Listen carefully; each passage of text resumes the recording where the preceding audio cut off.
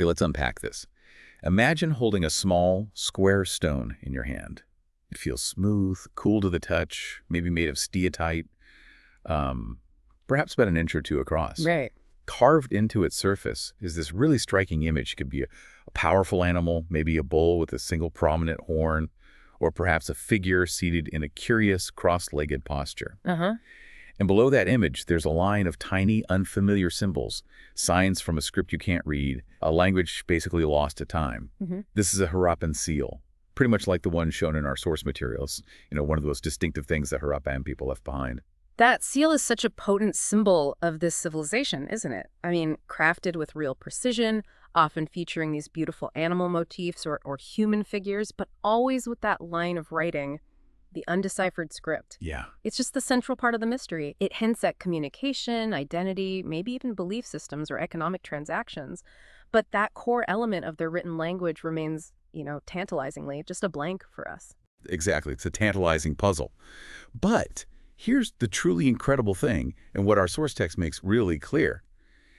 Even without being able to read their words, archaeologists have learned a tremendous amount about the Harappan or Indus Valley Civilization just from the material evidence they left behind. Right. We're talking about their actual houses, the everyday pots they used, personal ornaments they wore, the tools they worked with, and yes, these very seals, along with other artifacts like beads and weights. And that material evidence really becomes our primary language for understanding them. It's the archaeologist's job, basically, to sift through what survived the centuries, the stone, the baked clay, the metal, and learn to read the objects themselves. How they were made. Yeah, how they were made, what were they made of, where were they found in relation to other things. That context, it's everything. So our mission in this deep dive is precisely that.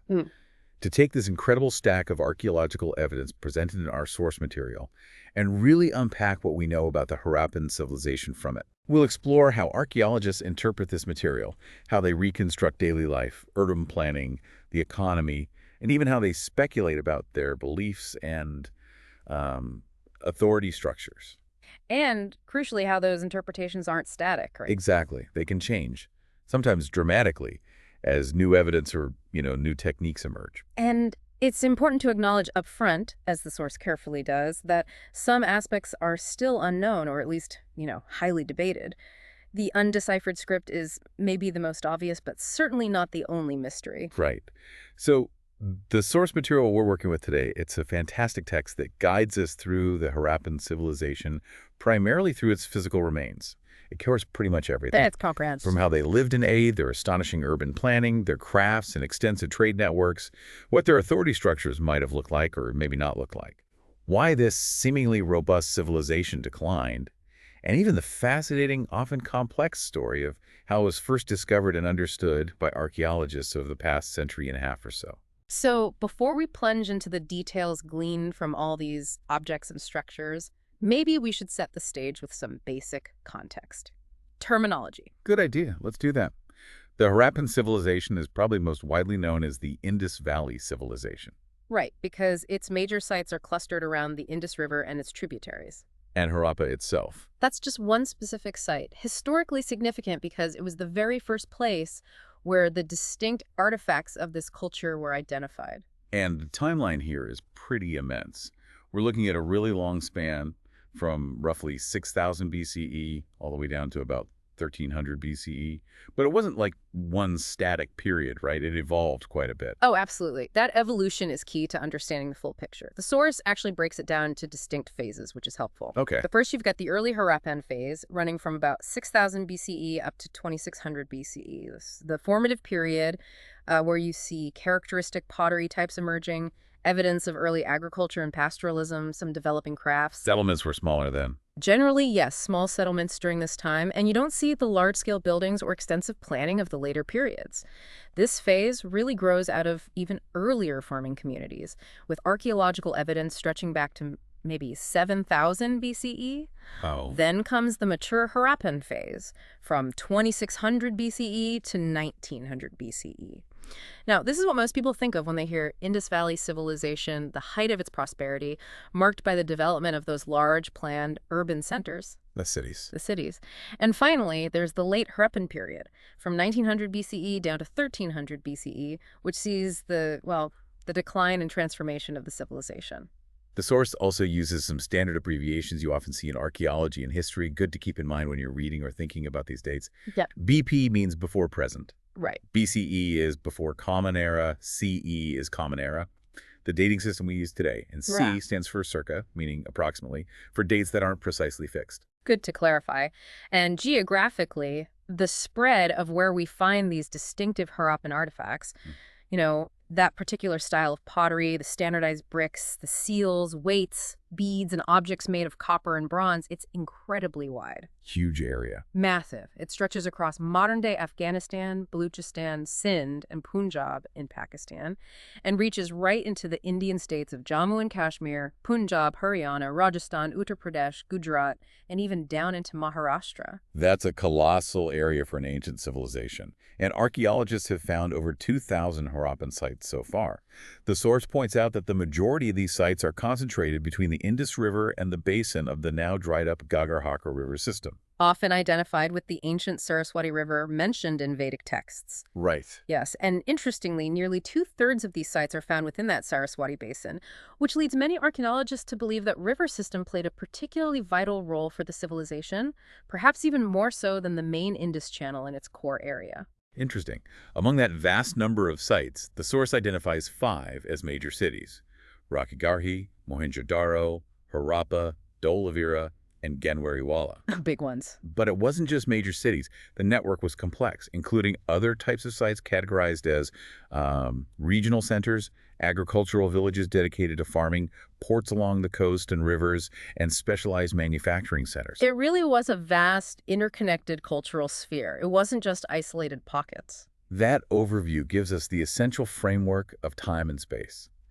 Now, with that foundation laid, we can really begin our deep dives into the material evidence itself, starting with, the most fundamental aspect of any society, how they lived and what they ate. Makes sense. Let's jump into that first deep dive area then, focusing on their beginnings and how they lived their subsistence practices. Okay.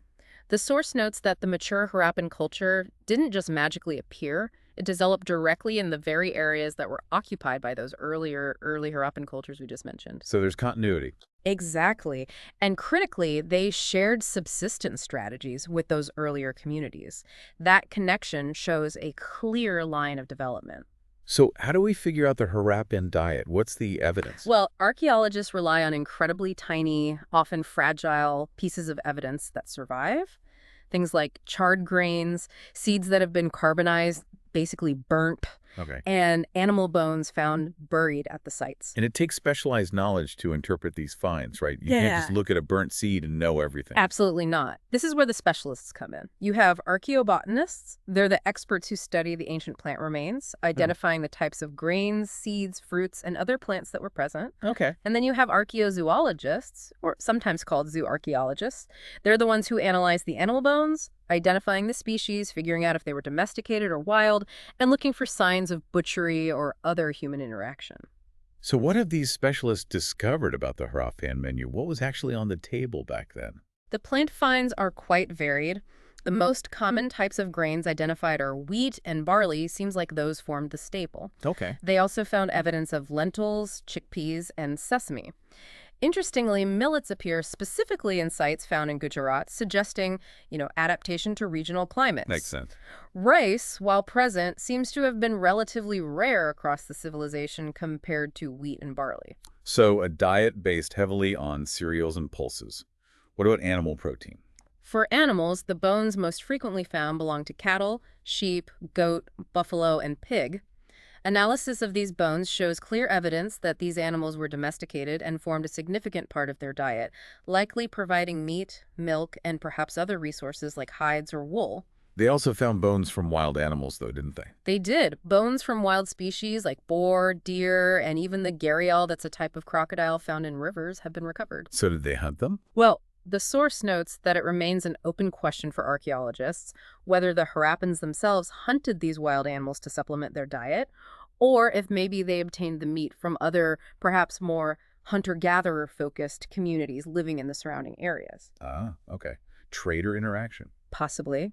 Evidence of fish and various types of fowl has also been found, indicating they definitely exploited riverine and avian resources as well. It paints a picture of a pretty varied diet, drawing on farming, animal husbandry, and potentially wild resources, all adapted to the specific local environments across their vast territory. Absolutely. It's a fundamental picture pieced together from, microscopic plant remains and fragments of bone. That brings us to the next logical step, deepening our understanding of their agricultural technologies.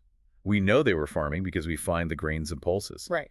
But figuring out the actual methods and tools they used is a bit more challenging, isn't it? Yeah. Mostly because so much of the necessary equipment would have been made of materials that just decompose over time. Wood, for instance. That's the puzzle, exactly. Imagine trying to understand modern farming just from, metal tractor parts and grain silos. You'd miss a lot. Most ancient farming tools would indeed have been made of wood. But archaeologists have found some compelling indirect evidence, right? Like the images of bulls found everywhere, on their seals and in terracotta sculptures. Yes, that's a classic example of archaeological inference. Seeing images of bulls everywhere tells us these were clearly important animals in their culture. So archaeologists extrapolate from this that oxen-castrated bulls were likely used for crucial tasks like plowing and pulling carts, just as they were in many later agricultural societies in the region. Makes sense. And there's even more direct evidence for plows themselves in certain places. Absolutely. Terracotta models of plows have been excavated at sites like Kholistan, which is in Pakistan, and Banawali in Haryana, India. These little models give us a tangible sense of the design of their plows. And the source mentions even older, really remarkable evidence at Kalabangan. Yes, that's one of the most striking finds related to agriculture. The actual plowed field discovered at Kalabangan in Rajasthan. This field is associated with the early Harappan levels, showing that plowing was an established practice well before the peak of the civilization. Wow. And what makes this field so special is that it had two sets of furrows running at right angles to each other. Why is that significant? It suggests a rather sophisticated practice of growing two different crops together in the same field, maybe with different water or nutrient needs, basically an early form of intercropping that demonstrates significant agricultural knowledge. That level of planning in agriculture really mirrors the planning we see in their cities, which we'll definitely get to. What about harvesting the crops? How did they do that? Well, the source raises the question archaeologists grapple with. Did they use stone blades, perhaps set in wooden handles, or did they have metal tools for harvesting? We find copper tools, yes, but it's not always clear from the archaeological record exactly how these were used in the harvesting process for crops in wheat or barley. Right. Many Harappan sites are in regions that are semi-arid or prone to unreliable rainfall, so water management and irrigation must have been absolutely crucial for successful farming. What evidence do they have for irrigation systems? Well, traces of canals have been found, notably at the Harappan site of Shortakai, which is located quite far to the north in Afghanistan, actually near sources of resources like lapis lazuli. Okay. However, the source points out a puzzling lack of clear canal evidence in the core areas like Punjab or Sindh. Why might that be? It's possible the ancient canals have long since silted up and just disappeared under later sediment over the millennia. Hard to find. So, if not large-scale canals in the core region, what other methods might they have used? Wells. The source suggests that water drawn from wells was likely used for irrigation, especially for fields close to settlements. And a truly remarkable piece of evidence for water management is the discovery of large water reservoirs at Dholavira in Gujarat. Reservoir. Yes. These were massive, meticulously constructed structures, built with impressive masonry work. They seem designed potentially to collect and store rainwater, or maybe diverted stream water, for use, particularly for agriculture during drier periods. They show a clear understanding of the need to conserve and manage precious water resources. It seems they were incredibly resourceful in adapting their agricultural techniques to the specific environmental conditions they faced. Absolutely. Okay, so once the crops were harvested, you need to process them, grind them up, mix them. Definitely. You need equipment for grinding grains into flour, mixing ingredients, blending things, and cooking. And these items were often made from durable materials like stone, metal, and terracotta, which is why we find them. And the source gives a really detailed example of one such piece of processing equipment, drawing directly from Ernest Mackay's early excavations at Mohenjodaro, the saddle querns. Yes, let's look closely at that description from Mackay.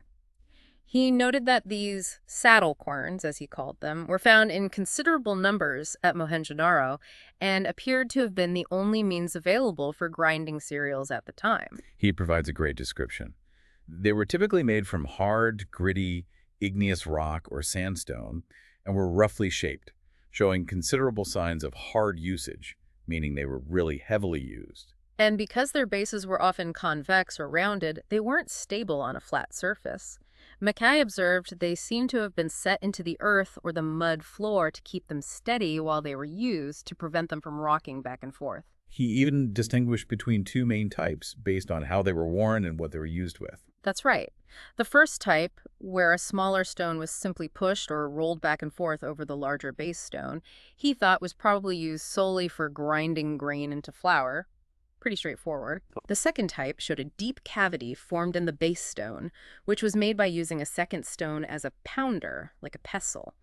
Mackay speculated that this type was possibly used for pounding herbs and spices, what he, drawing on the local context he observed, called curry stones. And there's that wonderful, vivid anecdote included in the source, Mackay mentioning that his workman and cook at the dig site called the second type of querns curry stones, and even asked to borrow one from the museum collection to show him how they were used. It's a fantastic little detail, isn't it? It sort of bridges the millennia, showing how functional objects can sometimes retain their essential form and use across vast periods of time. And that anecdote brings up a point the source prompts us to reflect on. Mackay used that present-day analogy, calling them curry stones based on the local practice he observed, to interpret the function of these ancient objects. Is using modern parallels like that a useful strategy in archaeology, or is it risky? Well, it's a strategy archaeologists use frequently, actually. It's known as ethnographic analogy.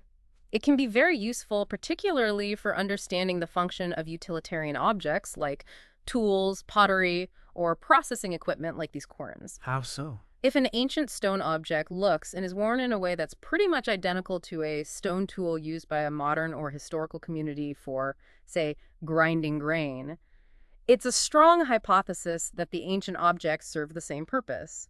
But it's not without risks, surely. Exactly. The pitfall is assuming that just because something looks similar, its function, or more importantly, its meaning or cultural significance, is the same.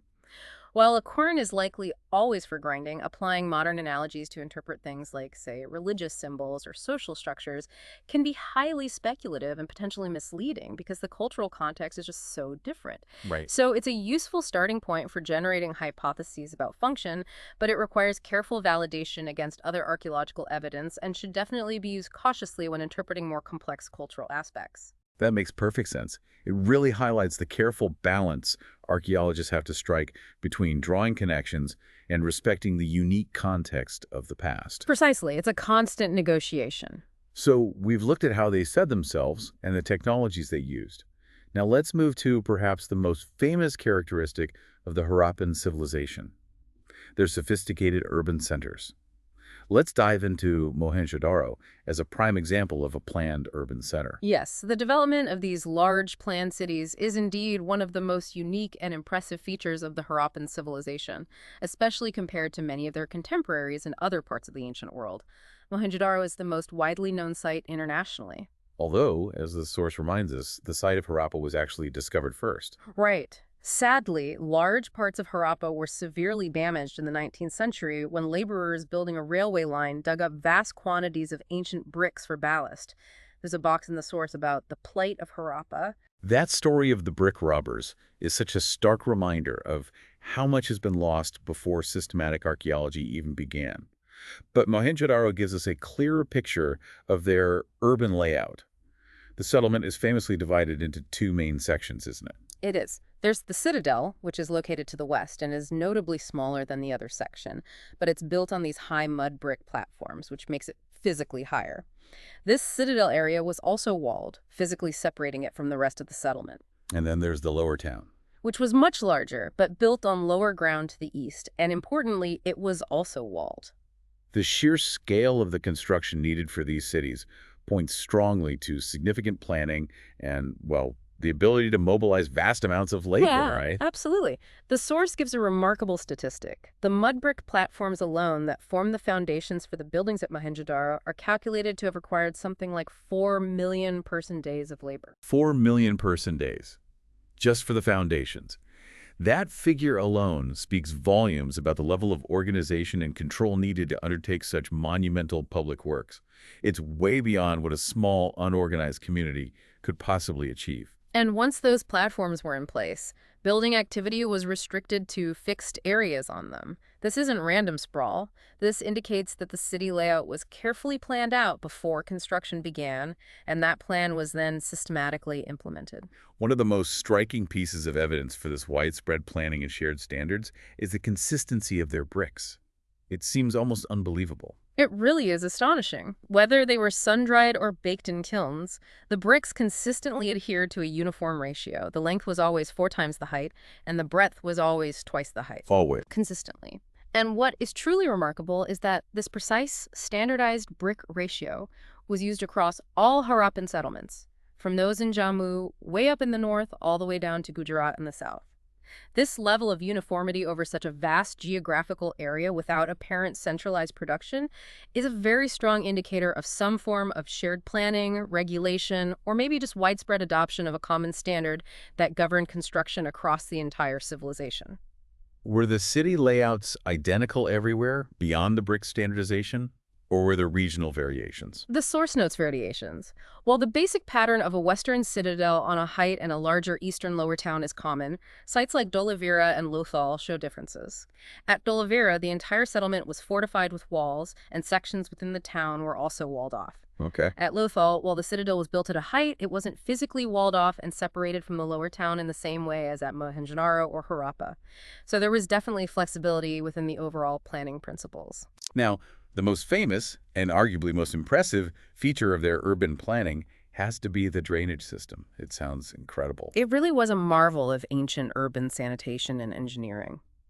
The source emphasizes how carefully planned it was. The roads and streets in the lower town were laid out along an approximate grid pattern, intersecting each other roughly at right angles. And the order of construction is telling, you mentioned. It suggests that the streets, complete with their drainage channels, were laid out first. Only after the street plan and drainage infrastructure were in place were houses actually built along them. This level of foresight is extraordinary for the time. And the houses were designed specifically to connect the system. Precisely. Every house needed to have at least one wall fronting a street so that the domestic wastewater could be channeled to flow out into the street drains. It was integrated. Mackay, the early excavator, was clearly blown away by this system. The source includes his observation. Certainly the most complete ancient system as yet discovered.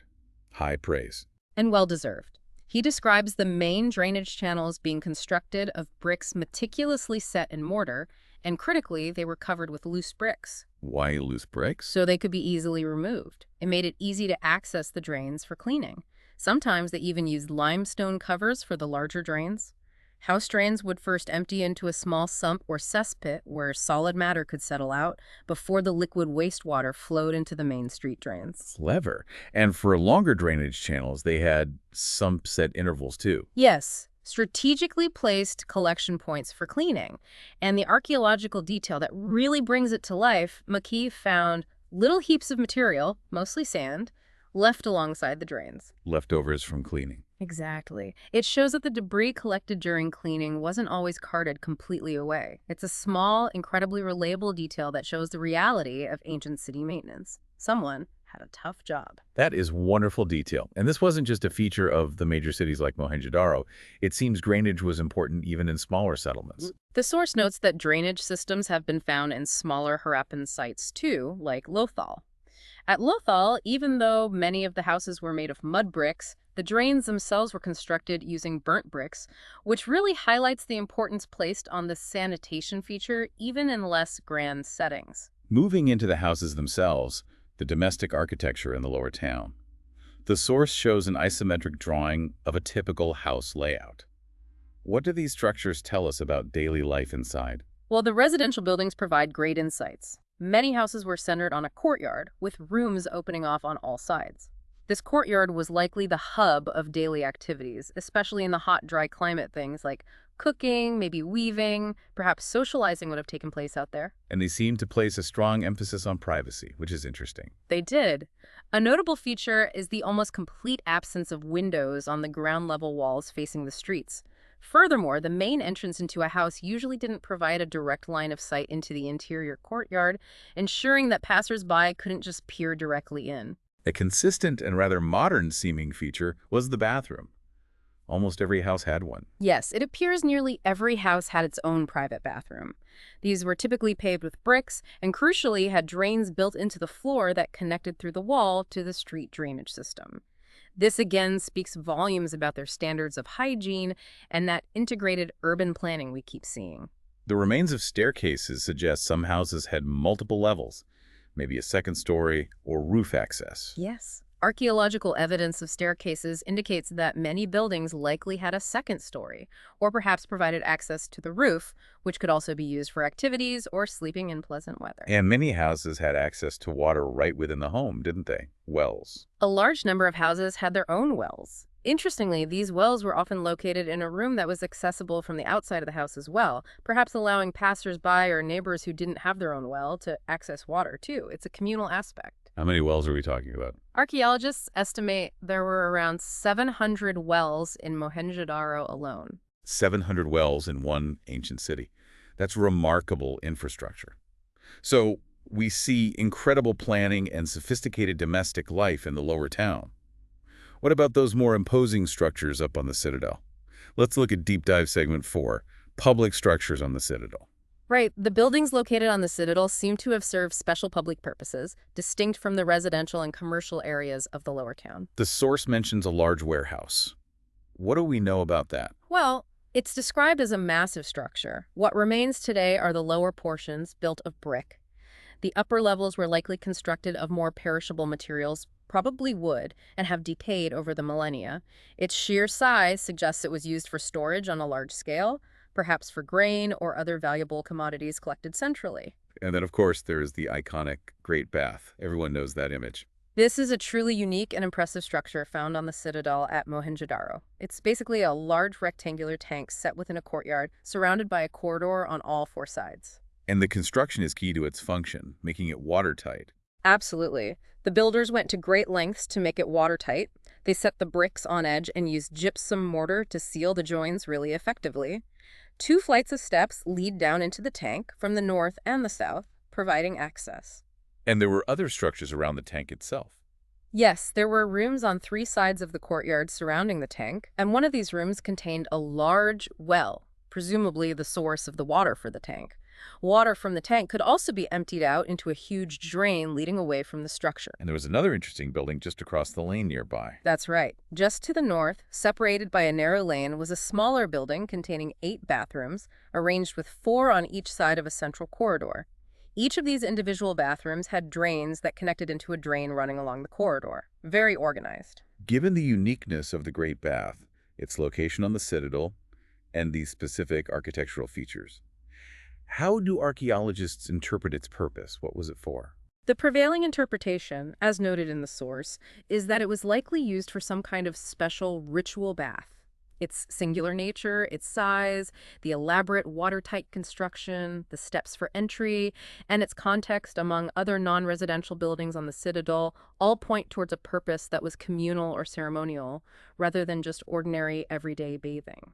These public structures, the warehouse and the Great Bath, definitely add layers to our understanding of their society, suggesting organized storage on a large scale and potentially significant public or ritual practices happening up there. They do. They show that life wasn't just about individual households. There was clearly a dimension of shared or organized public activity going on. Let's shift gears now and explore how archaeologists try to figure out if there were differences in wealth or status within Harappan society.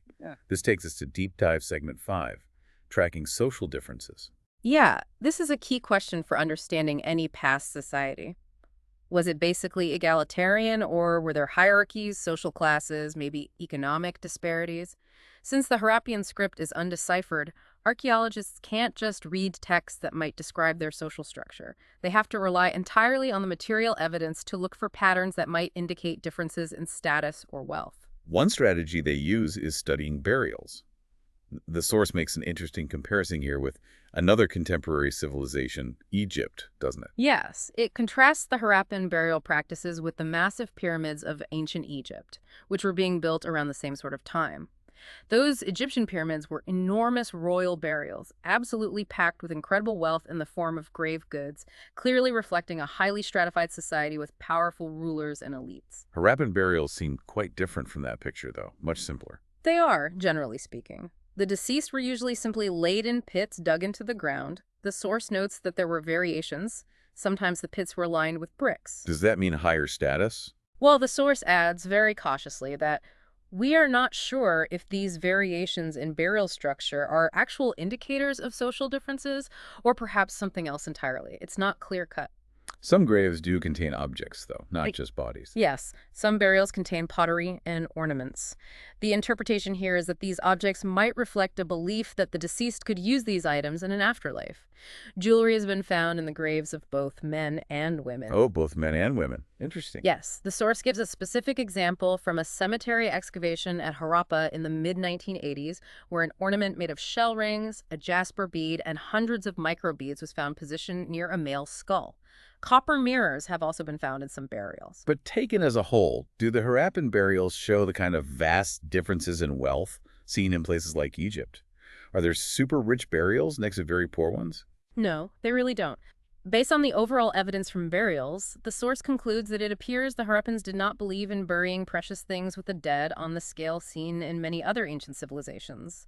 There just isn't the clear archaeological signature of vast wealth concentrated in specific elite tombs. So if burials don't provide clear evidence of huge wealth disparities, what's the second strategy archaeologists use to look for social differences? You mentioned luxuries. Right. It involves looking for what archaeologists broadly classify as luxuries. They tend to divide artifacts into two basic categories, utilitarian and luxuries. Utilitarian items being the everyday things, pots, tools. Exactly. Objects of daily use that could be made relatively easily from common, ordinary materials like stone, clay, or bone. Things like grinding stones, those saddle querns, again, common pottery vessels, needles, body scrubbers they call flesh rubbers.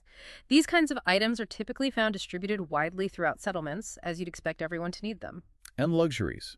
How do they identify those in an ancient context? Yeah. What makes something a luxury back then? Well, an object is generally assumed to be a luxury if it's rare within the archaeological record, if it's made from costly or non-local materials that had to be acquired from a distance, or if it was made using complicated, specialized technologies that required significant skill or effort. Like those faience pots. Exactly.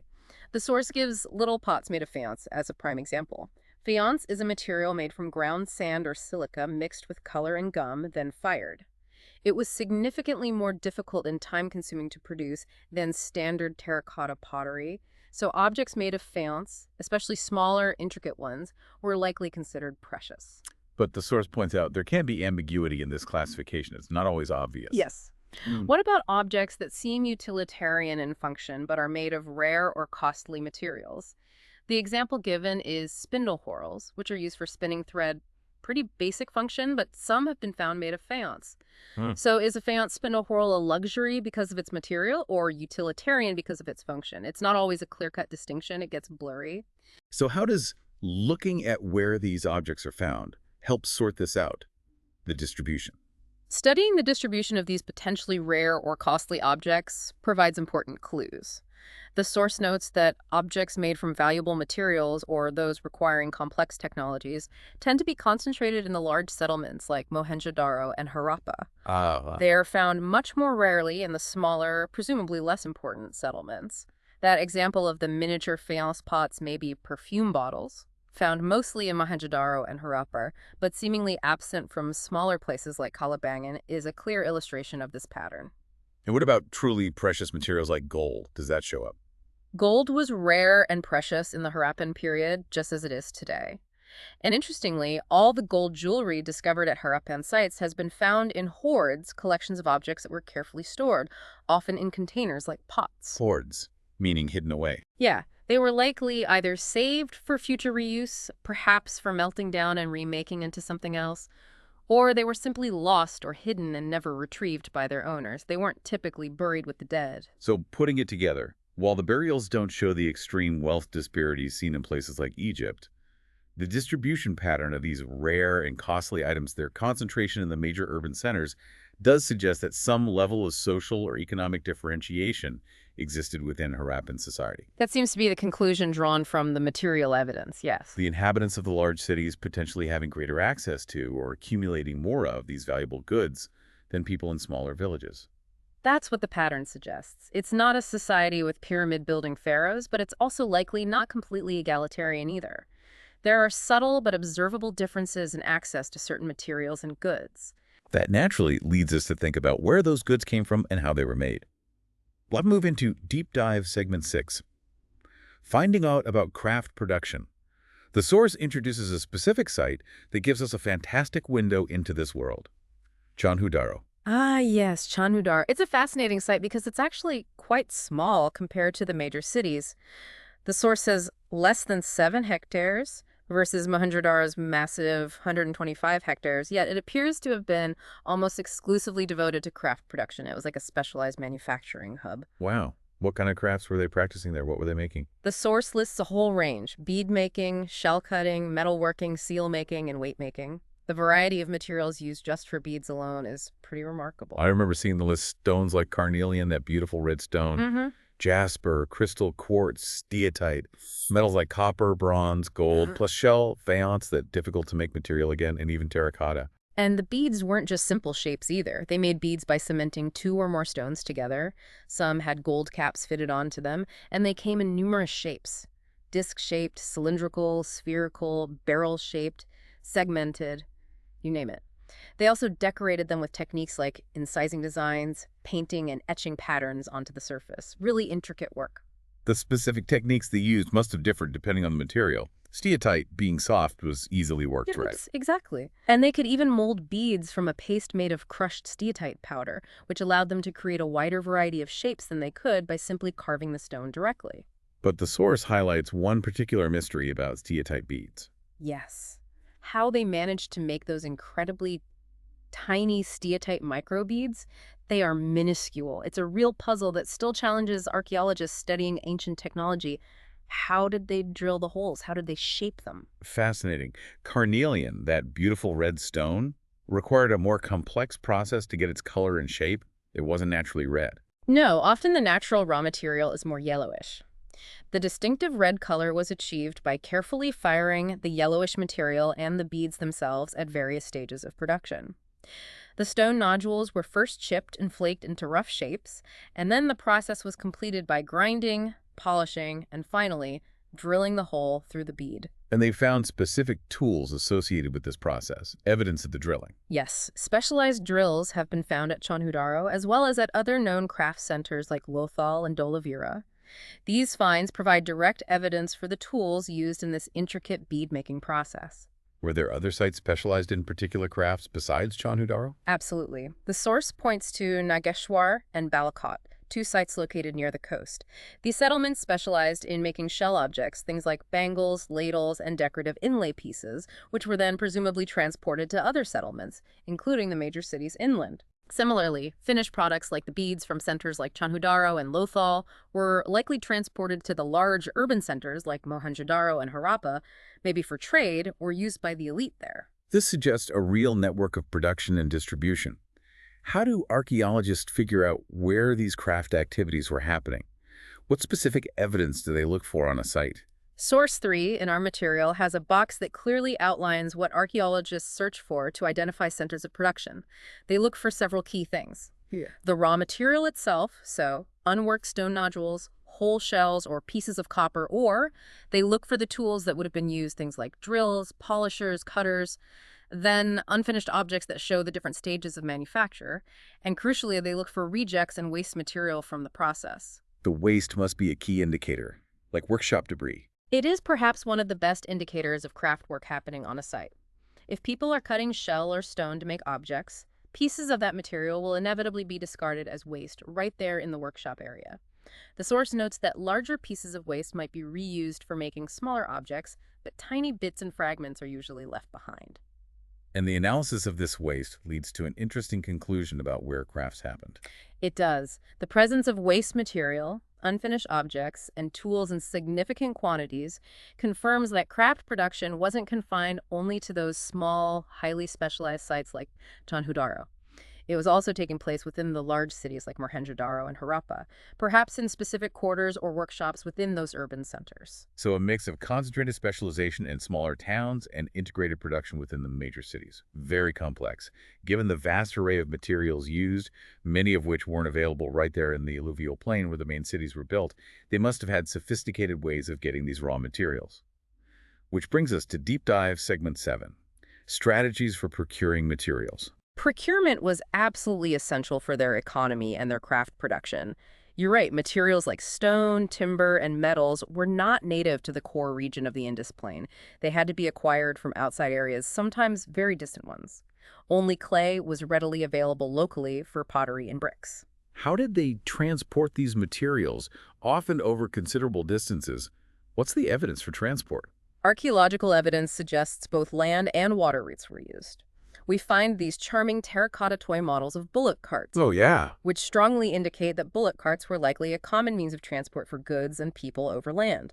Water transport was probably also very important, utilizing the Indus River and its tributaries for riverine travel and coastal routes along the Arabian Sea for longer distances. The source outlines two main methods they seem to have used to procure these necessary materials. What were they? Well, one method was to establish settlements strategically located near the sources of valuable materials, kind of like setting up outposts. We mentioned some already. Yes, we've already touched on examples. Nageshwar and Balakot on the coast for shell resources. Shortakai in distant Afghanistan, located near sources of highly valued lapis lazuli stone.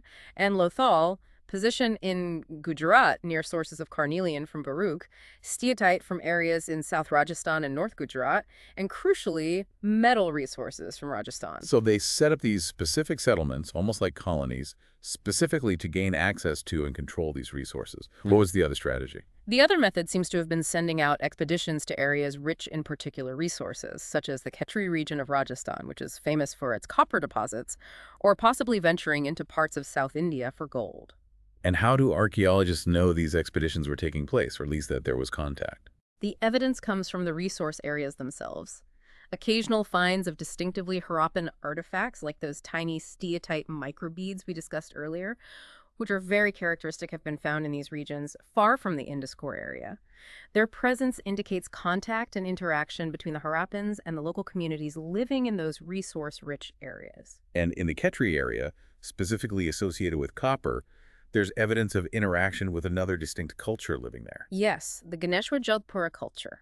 This culture existed in the Khetri area of Rajasthan and had its own distinctive non-Harappan style of pottery.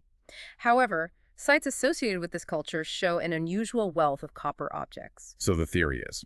This has led archaeologists to suggest that the inhabitants of the Ganeshwar Jodhpura culture may have been the local communities who mined the copper in that region and then supplied it to the Harappans, perhaps through trade or tribute. It really highlights how extensive their resource networks were, extending far beyond the borders of their core territory, involving both establishing their own settlements and interacting, trading with local communities. Absolutely. It paints a picture of a really dynamic, interconnected economy, driven by the need for raw materials for their sophisticated crafts, and perhaps other needs as well. And those networks extended even further, connecting the Harappans with civilizations in truly distant lands. Let's explore Deep Dive Segment 8, Contact with Distant Lands. Recent archaeological finds seem to have added new details to this picture, especially regarding copper. They have indeed. The source mentions recent evidence suggesting that the Harappans were obtaining copper not just from within the subcontinent, like Rajasthan, but also from Oman, located way down on the southeastern tip of the Arabian Peninsula. How are archaeologists figuring out the origin of this copper? It all looks like copper, right? Well, it's thanks to scientific techniques like chemical analysis. Studies have shown that both Omani copper ingots found at archaeological sites there in Oman and certain Harappan copper artifacts found in the Indus Valley contain the same specific trace elements, particularly traces of nickel. Ah, a chemical fingerprint. Exactly. The presence of the same unique signature of trace elements strongly suggests that the copper used by the Harappans, in some cases, came from the same geological source as the copper found in Oman. That's incredible, using chemical analysis to trace ancient trade routes thousands of years later. Is there other evidence connecting them to Oman besides the copper chemistry? Yes. Distinctive large Harappan jars, which are coated with a thick layer of black clay, have been found at Omani sites. Why coat them with black clay? The thick coating would have been applied to prevent liquids from percolating or leaking through the porous pottery during long-distance transport, especially by sea. We don't know for sure what was carried in these jars. The contents are long gone, but the source speculates they might have contained perishable goods or maybe liquids that the Harappans exchanged for Omani copper. Fascinating. Beyond Oman, the source also discusses significant connections between the Harappan civilization and Mesopotamia, modern-day Iraq, one of the other major ancient civilizations of the time. Yes, this is a well-established connection known for quite some time. Mesopotamian texts dating back to the 3rd millennium BCE contain references to trade with regions they called Dilmun, Magan, and Meluha. Okay, where were those places? Well, Madan is often identified by scholars with Oman, the place we just discussed. Dilmun is usually identified with the island of Bahrain in the Persian Gulf, which was a major trading hub. And Meluha is widely believed by archaeologists to be the name the Mesopotamians used for the Harappan region itself. So Mesopotamian texts mention the Harappan region. What kinds of goods do these texts say came from Meluha? The texts list valuable, precious, or exotic products like carnelian, that red beadstone, again, lapis lazuli, copper, gold, and various varieties of wood. These are all materials that we know from the archaeological evidence we've discussed. The Harappans either possessed themselves or were actively procuring from resource areas within or bordering their territory.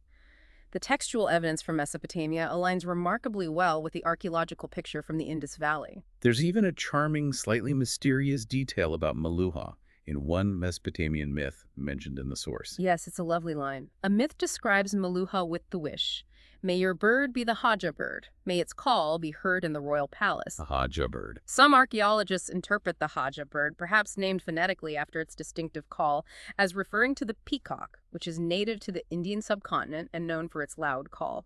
It's a small but evocative cultural reference that potentially links these two distant regions through shared knowledge of its fauna. How did this contact and trade between the Harappans and Mesopotamia primarily happen? Was it overland? It was very likely primarily by sea. The Mesopotamian texts refer to Meluha as a land of seafarers, indicating the Harappans were known for their maritime activities. And the archaeological evidence supports this. Depictions of ships and boats are found on Harappan seals, confirming they possessed seagoing vessels capable of making these long journeys across the Arabian Sea and Persian Gulf. It wasn't just a one-way street of goods flowing out of the Indus, though. There's also evidence of cultural exchange, influences going both ways. Right. We find artifacts that show influences moving in both directions, or perhaps shared ideas circulating. For instance, a cylinder seal, which is a type of seal typical of Mesopotamia, has been found bearing a humped bull motif that is clearly derived from the iconic humped bull depictions frequently seen on Harappan seals. So, a Mesopotamian-style seal with an Indus motif. Also, the round Persian Gulf-type seals found in Bahrain, Dilmun, sometimes carry Harappan motifs, suggesting interaction there. And perhaps most tellingly, even the weights used in Dilmun appear to have followed the same standardized system as the Harappan weights. This indicates interaction went beyond simple trade. There seems to have been a cross-pollination of artistic styles, symbolic concepts, and even fundamental economic standards like weights. It really highlights how interconnected the ancient world was, with these sophisticated civilizations engaging in long-distance trade and cultural exchange across vast seas thousands of years ago. It's a picture of a vibrant, interconnected ancient economy and cultural sphere, much more connected than we might initially imagine. Speaking of seals and standards, let's focus specifically on those key artifacts that keep coming up. Deep Dive Segment 9. Seals, Script, Weights. We started with a seal, but let's delve deeper into their function, the persistent mystery of the script, and the remarkably precise system of weights. Okay. As we touched upon with the long-distance trade, seals and the impressions they left, which are called sealings, were crucial tools, particularly for facilitating communication and exchange over distances. How exactly would they be used in practice, like on a package? Yeah, imagine you were sending a package of goods, maybe a bag of grain or textiles, perhaps to a distant city like those in Mesopotamia. You would tie the mouth of the bag or bundle securely with rope. Then you would affix some wet clay onto the knot itself. Okay. And while the clay was still soft, you would press your personal seal into it, leaving a clear, distinct impression. So the impression on the clay was the sealing itself. Got it. Exactly. When the package arrived at its destination, the recipient could check the sealing. If it was intact and the impression was unbroken, it served as proof that the bag hadn't been opened or tampered with along the journey. Like a security tag. Pretty much an ancient security tag. The sealing also served to identify the sender, much like a signature or company logo or brand today, through the unique image and maybe the script on the seal. And on most of these seals, there's that persistent mystery. The writing. The script. Yes, the enigmatic Harappan script. Usually, a line of writing appears on the top part of the seals, often above the animal motif or the main image. What do archaeologists think that writing might have actually said? What was its purpose? Well, the common speculation is that the writing likely contained the name and perhaps the title or status of the owner of the seal. The image below it, the animal motif, for instance, like the unicorn bull, might have served as a way to convey meaning or identity to people who couldn't read the script itself, acting as a recognizable symbol associated with the owner. How long are these inscriptions generally? Are they telling stories? No, definitely not stories. Most of the inscriptions are very short, often containing only a handful of signs. The longest single inscription found so far contains only about 26 signs. And despite numerous attempts by brilliant scholars from all over the world for over a century now, the script remains completely undeciphered to this day. It's one of the great unsolved puzzles of archaeology. It's not an alphabetical script like ours, is it, where letters represent sounds? No, it doesn't seem to be. An alphabetical script typically has a limited number of signs, maybe 20 to 30. The Harappan script has a much larger number of distinct signs, estimated to be somewhere between 375 and 400. Wow, that many. Yeah. This suggests it is likely what's called a logosyllabic script, where individual signs might represent entire words, concepts, or perhaps syllables, rather than single sounds like letters do. Makes it much harder to crack. And they even have clues about the direction in which it was written. How? Yes, by examining some of the slightly longer inscriptions found on seals and other objects, scholars have observed a subtle pattern.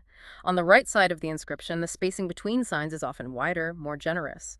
While towards the left end of the line, the signs often become cramped or squeezed together, as if the scribe was running out of space. So they started on the right. This pattern strongly suggests the script was normally written from right to left. Where else have they found this script besides seals? Was it used more widely? Oh yes, the script has been found on a variety of artifacts, showing it wasn't limited just to seals used in trade.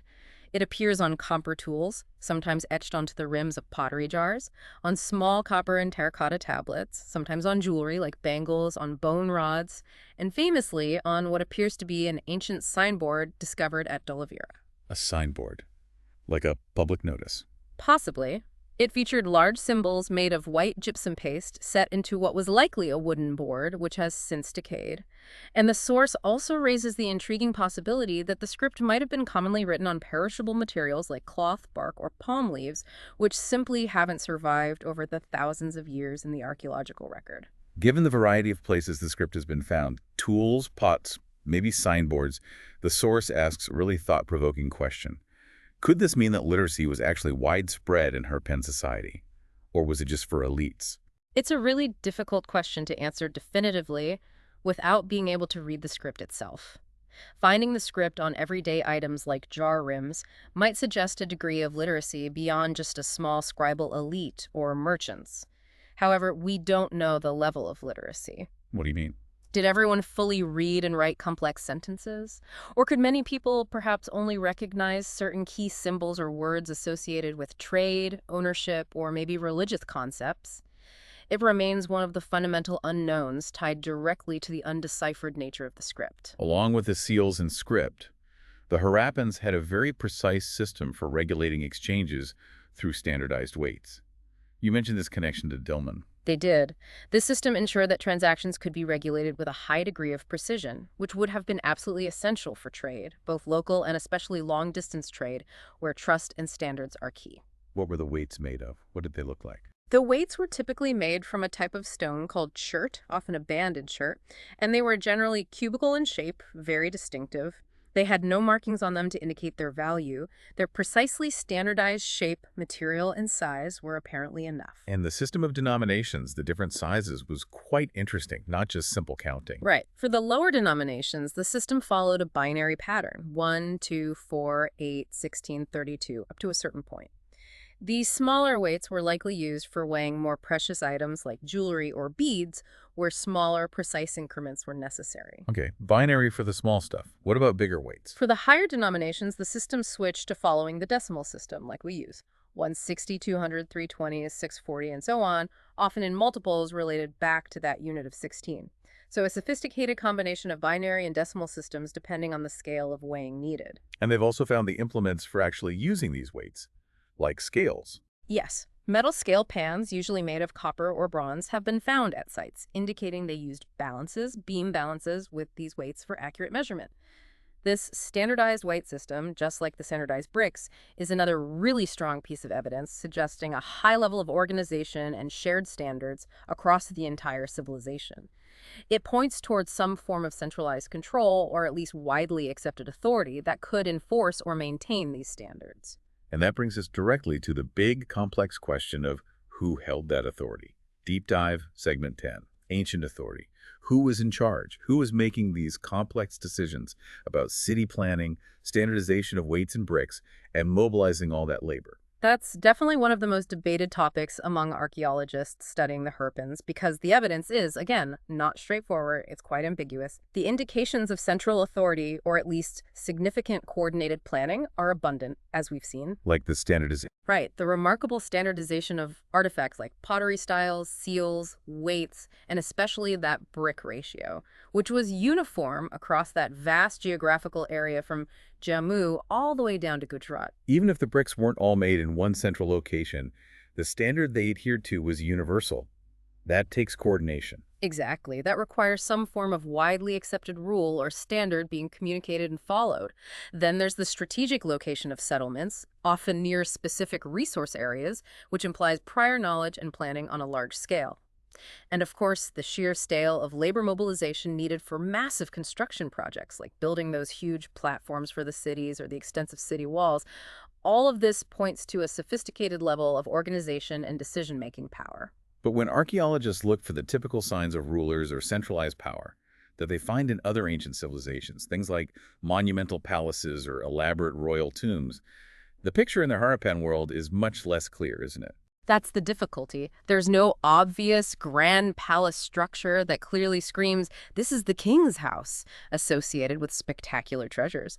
While a large building at Mohenjodaro was labeled as a palace by early excavators, the source notes it didn't actually yield any spectacular associated finds that would definitively mark it as a seat of supreme political power. And what about that famous stone statue, the one always labeled the priest king? Doesn't that suggest a ruler? Yes, that small stone bust is one of the most iconic Harappan artifacts, and it is still widely known as the Priest King. It was labeled this by early archaeologists primarily because they were familiar with the concept of priest kings from their work in Mesopotamia and saw perceived parallels in the statue's dignified appearance, the trefoil pattern on its robe, and its standardized posture. But the source adds an important note of caution about that label, right? It might just be a label. It does. The source highlights that the ritual practices of the Harappan civilization are not well understood, again, due to the lack of deciphered texts that could explain them. Therefore, there is no clear way for archaeologists to definitively know if individuals who might have performed religious rituals, if that's even what this statue represents, also held political power.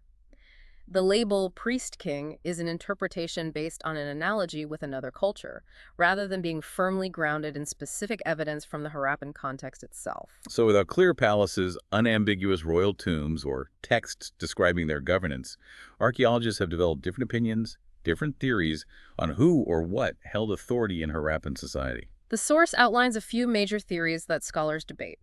One perspective, perhaps a more radical one, is that there were perhaps no rulers at all in the traditional sense, and that maybe everyone in Harappan society enjoyed relatively equal status. That seems hard to reconcile with the level of complex organization and infrastructure we've just discussed, like the planned cities and drainage. It is difficult, I agree, but it's one viewpoint that some scholars favor, perhaps emphasizing the lack of highly visible markers of extreme inequality in the burials compared to other places. Okay, what's another theory? A second theory suggests there wasn't a single unified ruler or a single state. but rather several separate rulers, perhaps with different rulers governing different major cities like Mohenjodaro, Harappa, Dolavira, functioning almost as independent city-states within a shared cultural sphere. That might explain some regional variations. And the third major theory, the single-state idea. That there was indeed a single unified state that governed the entire civilization, or at least the core areas. The evidence cited in favor of this includes that striking similarity and standardization of artifacts across the entire vast region, the clear evidence for planned settlements being implemented consistently, the ubiquitous uniform brick ratio from north to south, and the strategic establishment of settlements near resource areas, which could imply a coordinated, super-regional plan directed from some center. And the source adds a particularly interesting and perhaps surprising possibility after outlining these different theories about rulers. It does. It includes the rather startling statement. It is likely that the Harappans practiced some sort of democratic system. It also reiterates that the major structures they built appear to have been for utilitarian or perhaps communal purposes rather than grand displays of individual power or elaborate state ritual. A democratic system in an ancient civilization from 4,000 years ago. That's quite different from the monarchies and empires we often associate with this period in Egypt or Mesopotamia. It is speculative, of course, and highly debated, but it's a possibility some scholars consider. The lack of those monumental displays of individual power, no giant statues of kings, for example, the seemingly utilitarian focus of many public buildings, like the Great Bath, even if used for ritual, its form is a functional tank, not a temple with deity statues, and the relatively less clear evidence for extreme social hierarchy and burials might lead some researchers to explore models of governance that are less centralized and autocratic than those seen in contemporary Egypt or Mesopotamia. So maybe authority was exercised differently. It suggests that authority, while clearly present and effective enough to achieve such remarkable organization, might have been exercised in ways that don't fit our standard categories of ancient rule, perhaps through councils, assemblies, or other collective decision-making bodies. We just don't know. So, the question of ancient authority in the Harappan civilization remains one of the most significant areas of speculation and debate, with archaeologists presenting different models based on the same material evidence, but emphasizing different aspects of it.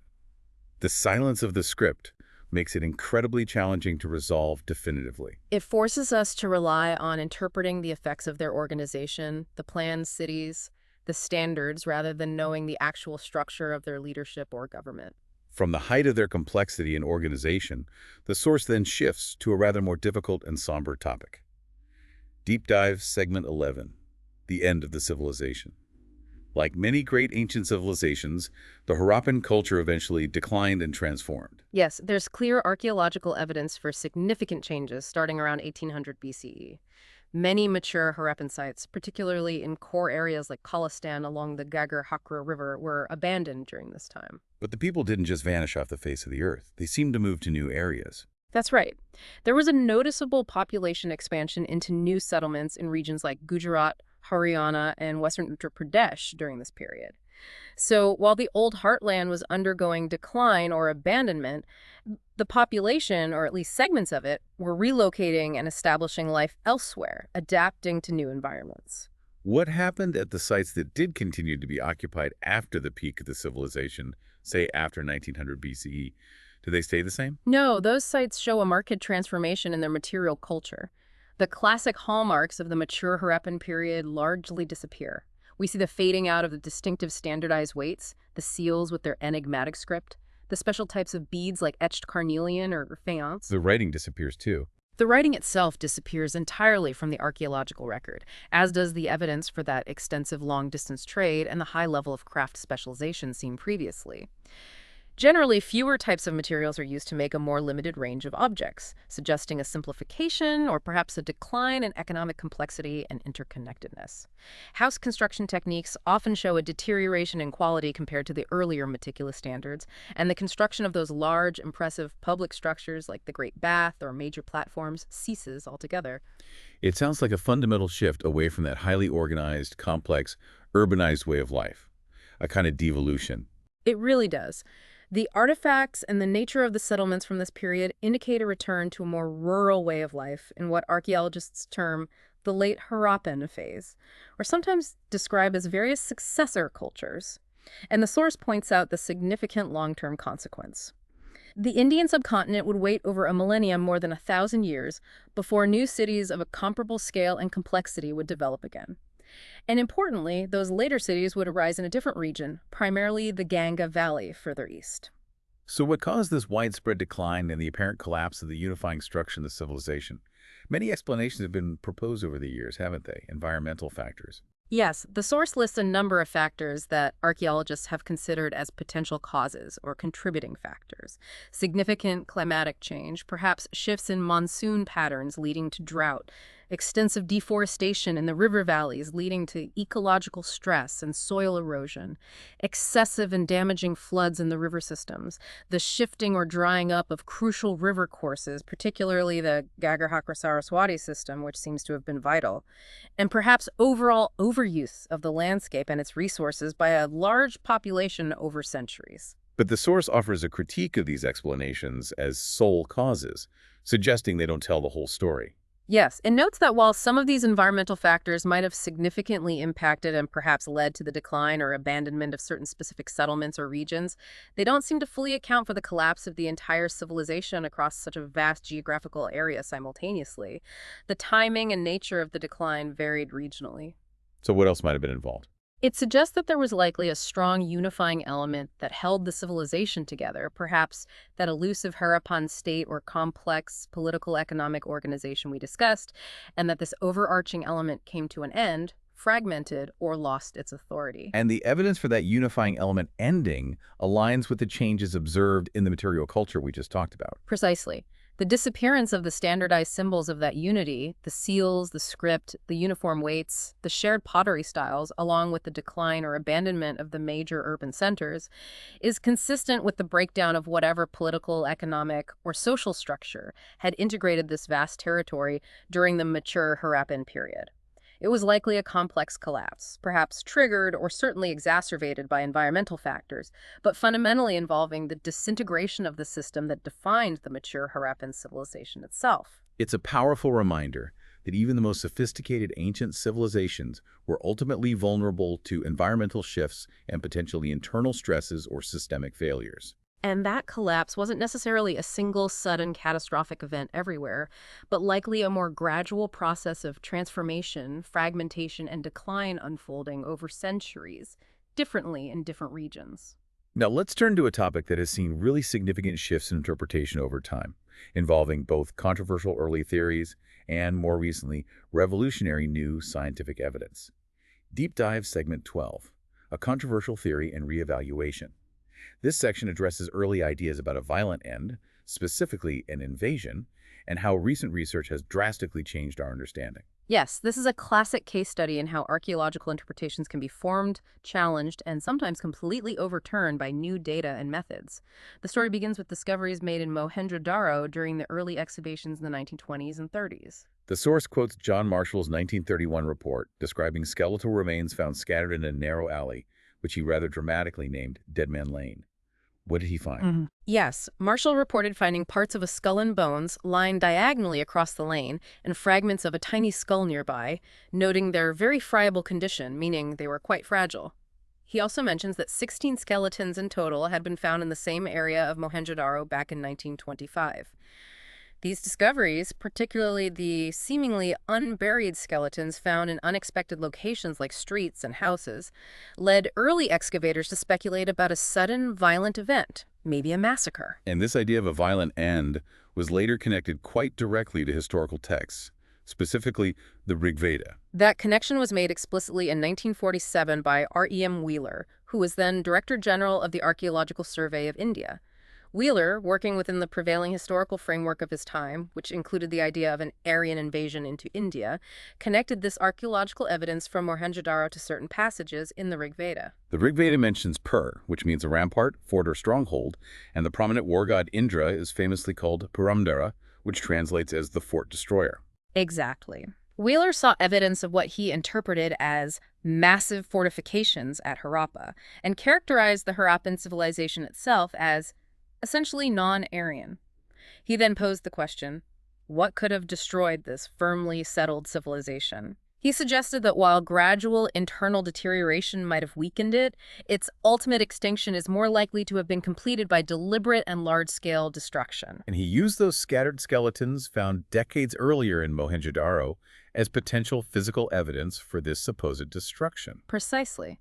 He famously concluded, based on what he saw as compelling circumstantial evidence linking the Rigveda's fort-destroying god Indra with the fortified Harappan cities and the scattered skeletons found within them, on circumstantial evidence, Indra stands accused.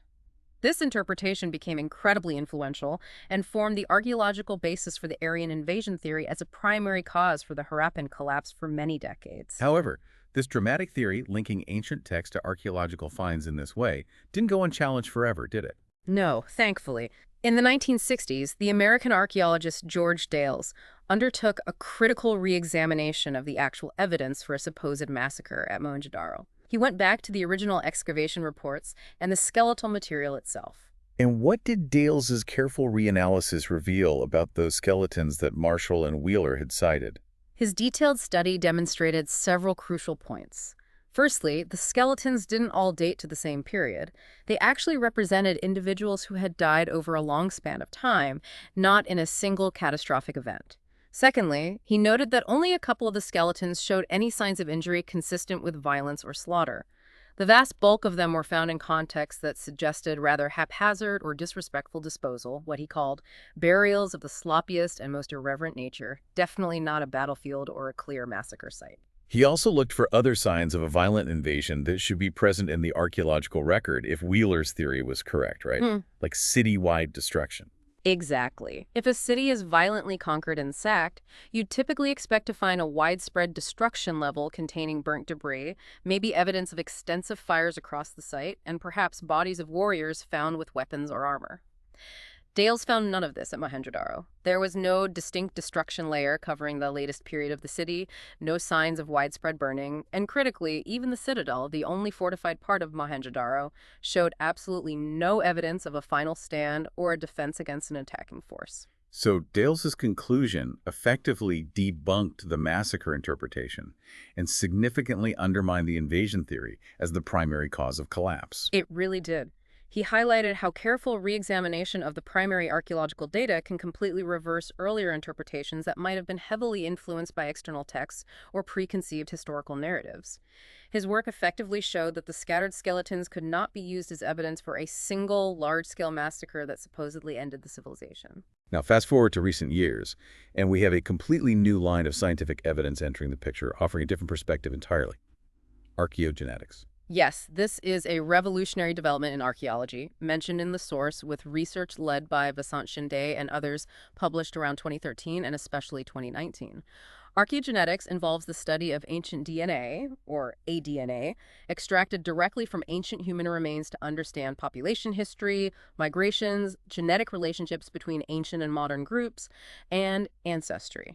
And the key site involved in this significant Harappan research is Rakhigarhi in Haryana, India, which the source notes is actually the biggest Harappan city discovered so far, covering a massive 550 hectares, bigger than Mohenjo-daro. That's right. DNA was successfully extracted from several skeletal remains found at Rakhigarhi through a major collaborative effort involving institutions like Deccan College in Pune, the Center for Cellular and Molecular Biology, CCMB, in Hyderabad, and even Harvard Medical School.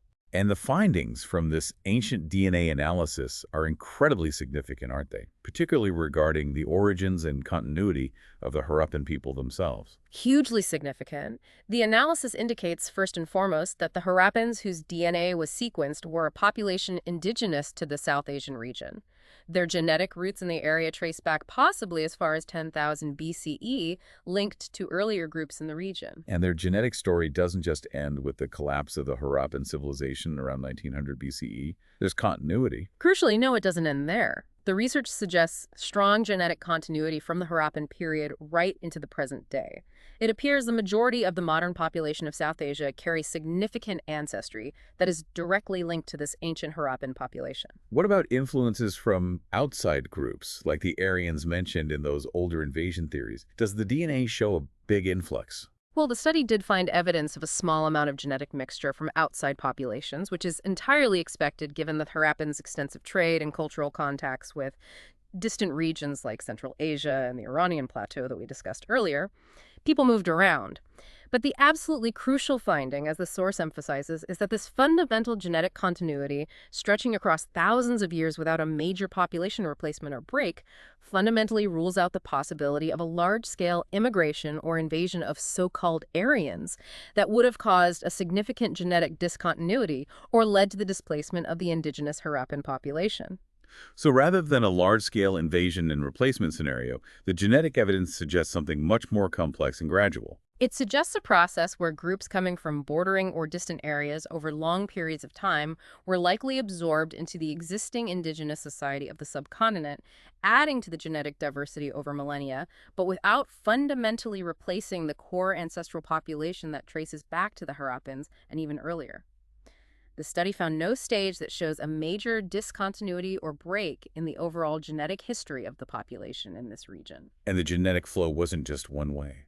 No, interestingly, the research also indicates that as the Harappans themselves interacted and perhaps moved towards areas like Iran and Central Asia, their genes gradually spread out into those regions as well. It shows movement and mixing in multiple directions. The same research team even undertook 3D facial reconstructions based on the ancient DNA recovered from the Rakhigarhi skeletons. They did, and the source notes that the reconstructed facial features of the Harappan men and women, based solely on their genetic profile, show a remarkable similarity with the modern population of Haryana, the region where Rakhigarhi is located, further supporting the idea of long-term population continuity in the region.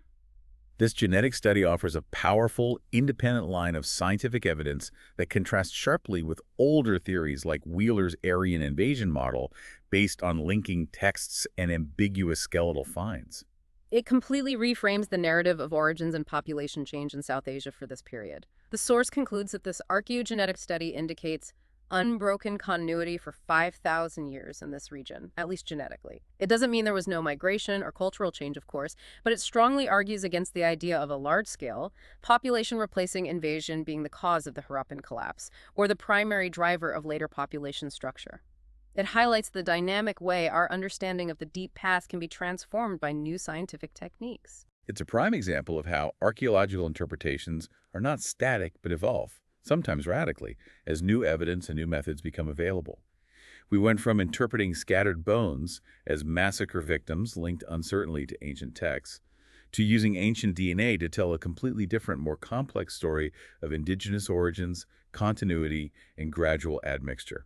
And it underscores the critical importance of continually reevaluating earlier conclusions in light of new data and being cautious about linking disparate forms of evidence too readily. So we've explored their world through the material remains, their complex organization, their decline, and even the changing theories about their end. Now let's look back at how this amazing civilization was found in the first place. Deep Dive Segment 13. Discovering the Harappan Civilization, the story of the archaeologists themselves, because finding the civilization is a fascinating story in itself.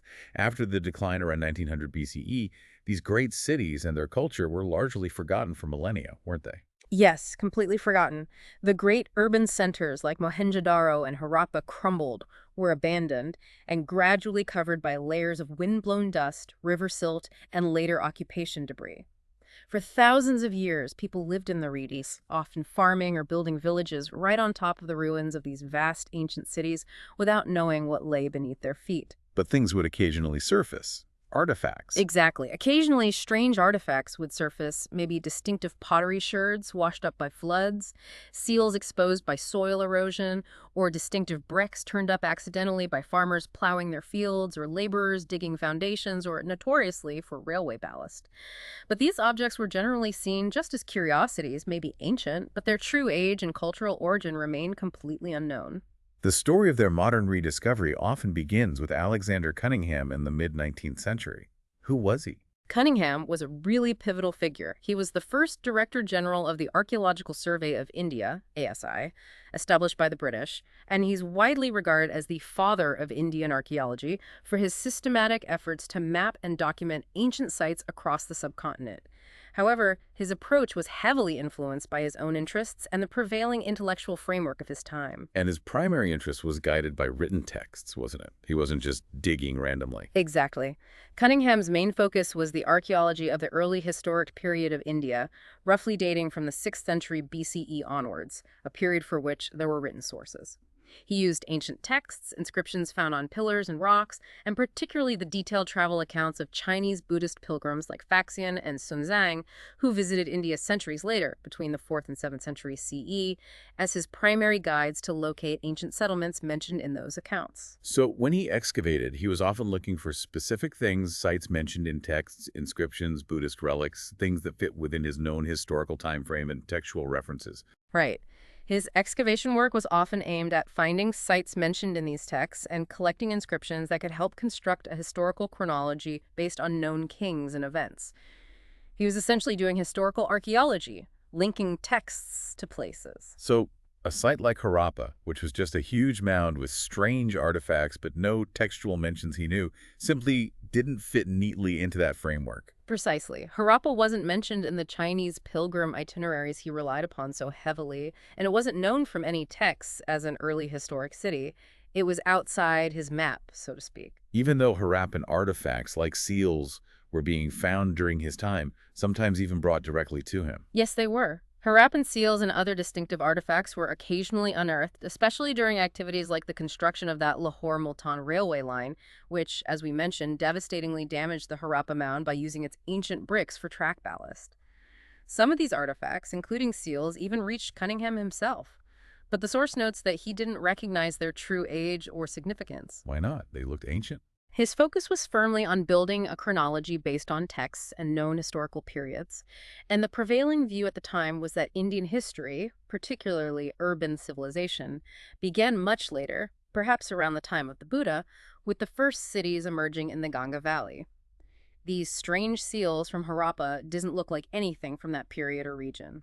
There's a specific example mentioned of a Harappan seal being brought to his attention by someone. Yes, the source highlights that an Englishman gave Cunningham a Harappan seal. The source even includes Cunningham's own sketch of it.